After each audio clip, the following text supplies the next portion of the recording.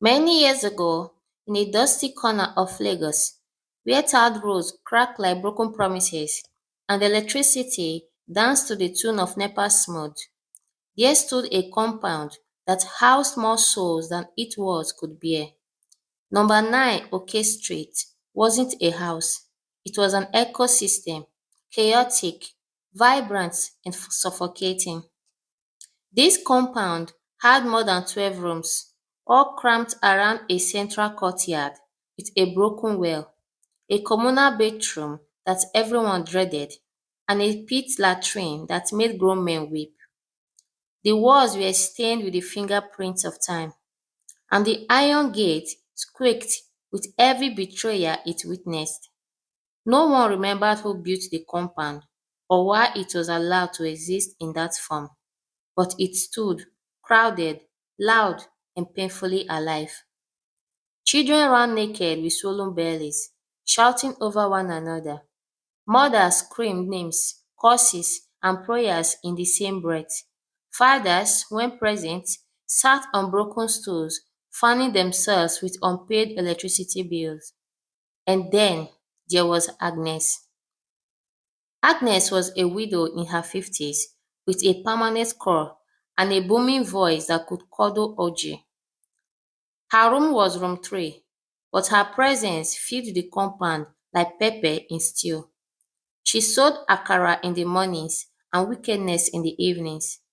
No tenant dared look her in the face, for she was the self-appointed landlady, judge, jury, and executioner. She charged fees for things that were free, like leaning on the well, fetching more than one bucket of water at a time, or even laughing too loudly during siesta. Agnes controlled the tap that occasionally sputtered to life, and if you offended her, your water ratio disappeared. She falsely accused children of stealing her soup, poured dirty water near people's doors, and once beat Mama Ireti's son for allegedly peeking into her window. He was 5 at that time. Life in number 9 was a masterclass in endurance. Mama Chika lived in room 1 with her 4 children, 2 of whom hadn't eaten in 2 days. She sold roasted corn by the roadside. Each morning she whispered prayers over her children's heads, hoping they would live to see something better. In room 5 lived Efe, a lanky UNILAG student who studied by candlelight. His books often soaked with rainwater that seeped through the leaking roof. He tutored children in the evenings for 10 naira each, just enough for garri and groundnuts. Education was a luxury, and even the dreamers were tired. Arguments erupted over missing buckets, food stolen from communal pots, and babies crying through the night. But the worst was always the hunger, the type that made you hate your neighbor for chewing too loudly or pray that someone else's soup would burn just so no one had more than you. Despite the despair, life went on. Babies were born with wails that echoed through the compound. Mama Ireti gave birth to twins in the bedroom with the help of 3 screaming women and a torchlight. Everyone celebrated with cold eba and laughter. It was chaos, but for a moment it felt like hope. Love also bloomed in corners. Chinedu from room 10 was secretly dating Amina from room 7. They met by the tap every Sunday, sharing laughter, suya, and stolen moments. They whispered dreams of leaving the compound one day and living somewhere with glass windows and silent walls.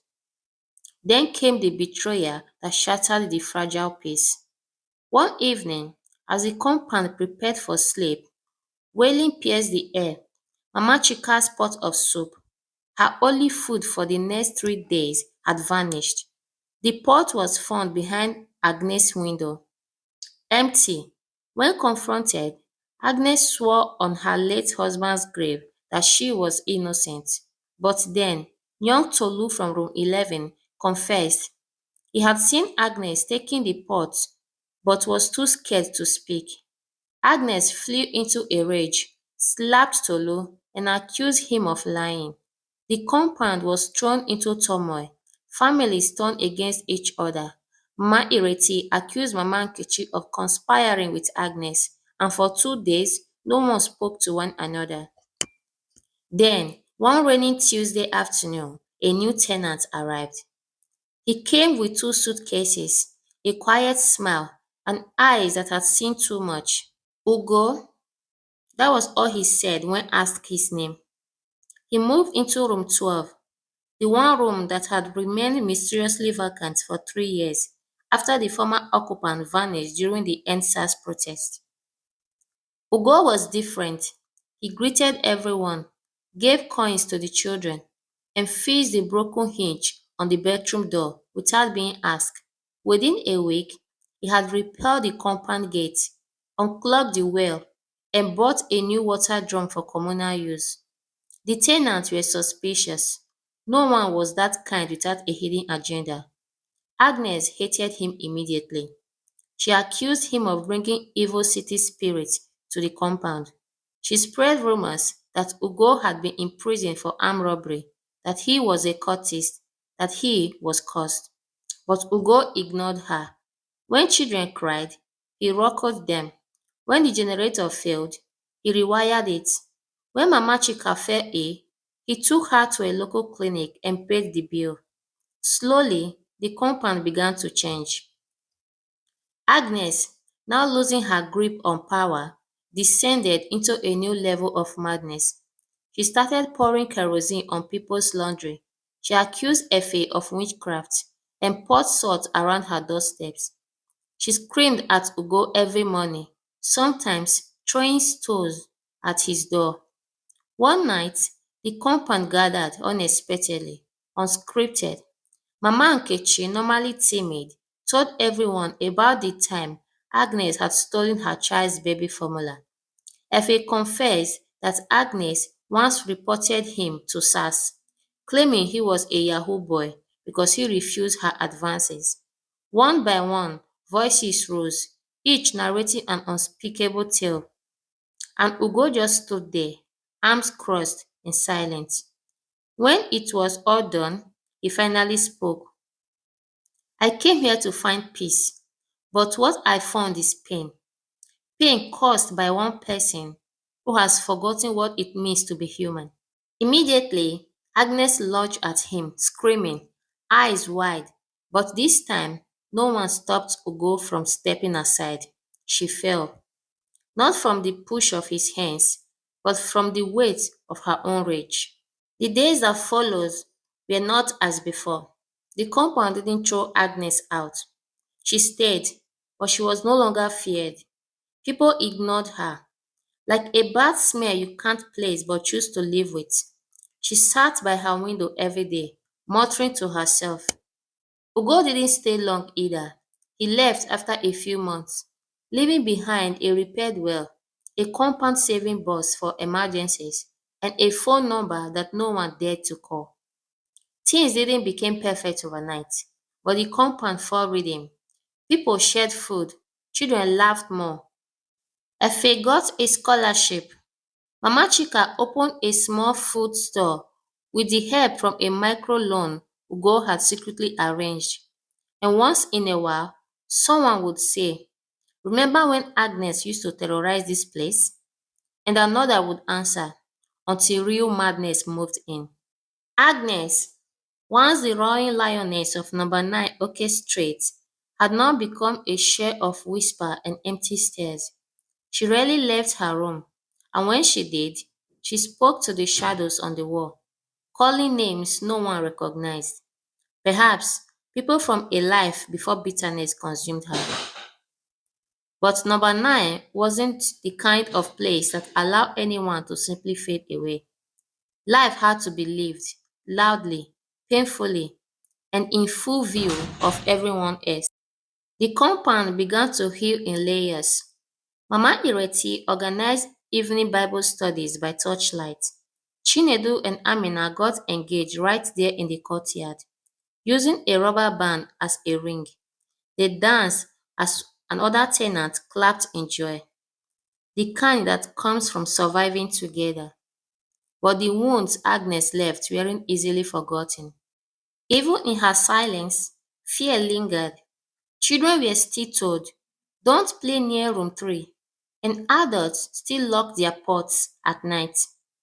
It was during one of those early morning rain, the type that smelled of redemption and old saints, that Ugo returned. He didn't knock. He simply stood at the gate, soaked, smiling faintly.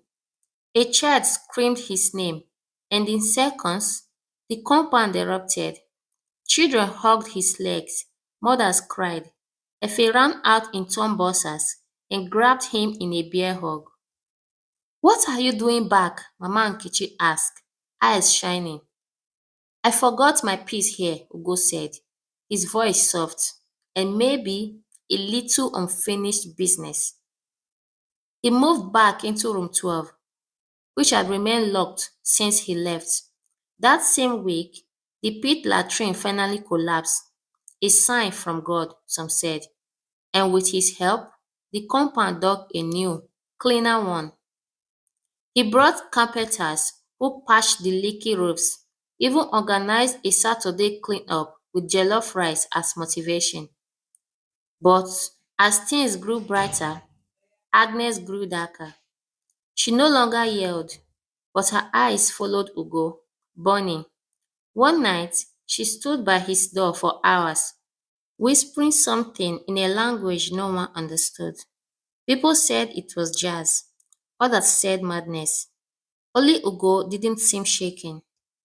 "I am not afraid of her," he told Efe one night, "because I see her." "See her how?" Efe asked. "As a woman drowning in her own loneliness." One Sunday afternoon, after the compound had finished eating rice and beans from Mama Ereti's birthday celebration, Ugo gathered the tenants. "I want to tell you something," he began, holding a small worn photo. It was a picture of a young Agnes, smiling, holding a baby, standing beside a man in a military uniform. "This was my father," Ugo said, "and that baby was me." The compound gasped. "Agnes was my father's first wife. She left before I was old enough to know her. My mother raised me alone. My father told me she was dead until I started digging, until I found this compound." Amina covered her mouth. "So she's my stepmother," Ugo nodded. "And I came here to see why she left, why she turned so cruel." Everyone was stunned. Agnes, listening from her doorway, began to weep, loud, sheltering sobs that echoed down the walls of the compound like forgotten thunder. "I never wanted to leave you," she cried. "Your mother, she took everything. I was angry, so angry for so long." Ugo walked to her, and for the first time, he took her hand. She didn't resist. "I forgive you," he said, "but forgiveness is only the beginning." Agnes began to change, but not into the saint the compound hoped for. Her madness took another form. She started baking small loaves of bread and handing them to children. She apologized to Mama Chika, even offered to watch her children one evening. But trust wasn't easy. People took the bread but sniffed it first. They accepted apologies but kept one eye open. Ugo, however, stayed close. He visited her daily, talked with her, cleaned her room, reminded her of who she used to be. Agnes started writing long letters to no one in particular. She pasted one on her door. "To the compound I hurt, I am sorry, not for being loud, but for being broken and pretending it was power." And one day, she collapsed. Ugo was the first to reach her. She was rushed to the clinic where they discovered her kidneys were failing. The same compound that feared her now rallied around her. Contributions were made. A fundraiser was held. Efe even sold his old laptop. She survived the surgery, but barely. Agnes never returned to her room in room 3. Ugo took her to a small town outside Ibadan, where he built a bungalow for her. He hired a nurse and checked in every weekend. She lived quietly, and when she died 2 years later, she left behind a diary. Inside was a note. Number 9 Oke Street was my prison, but it also became my church. Tell them I said thank you. Ugo returned once again to the compound, this time to donate Agnes's diary to Efe, who had become a writer. Efe read the entries aloud every Sunday as children gathered around, listening like they were hearing a folktale of monsters and mercy. Years passed, the compound changed hands. New tenants came, but the spirit of number 9 remained. The gates still squeaked, children still shouted, love still bloomed under the water tank. But now there was laughter louder than pain, music louder than quarrel, and unity louder than fear. In the corner of the courtyard, where Agnes once ruled with bitterness, a small tree now grew, a mango tree, planted by Ugo in her memory. And under that tree, the compound found peace. We've come to the end of today's story, and as always, thank you so much for staying with us. And thank you most importantly for staying to the end. Please, if you enjoy our story, kindly like, comment, and share to your loved ones. And subscribe to our channel if you haven't done so by now. By so doing, you are encouraging us in creating more stories for you. Until we see you again, remain blessed. Ciao.